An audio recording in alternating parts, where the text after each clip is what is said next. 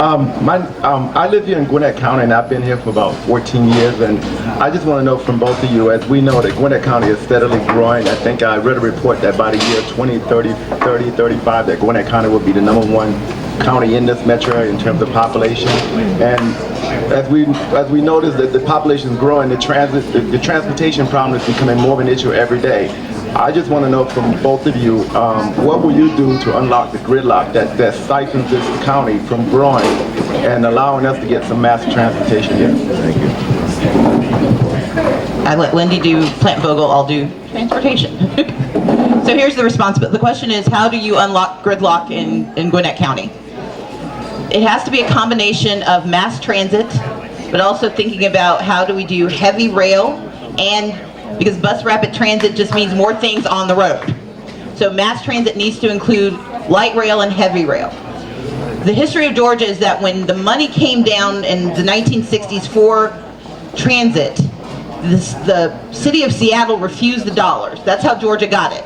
But the state had to match the dollars, and the state refused. It said that the counties could do so under the MARTA Act. The only counties willing to pay for it were Fulton, DeKalb, and the city of Atlanta.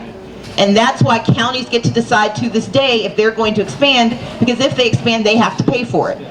That is wrong. We don't ask counties, do you want a highway? Do you want a road? Do you want a traffic light?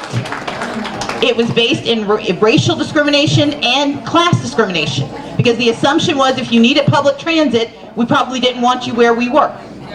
If we want to fix that, the state has to do two things.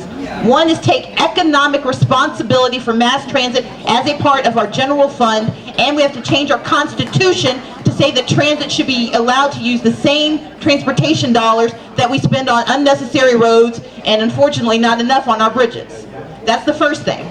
But the second thing is that making sure when we do so, we do not trade transit for representation.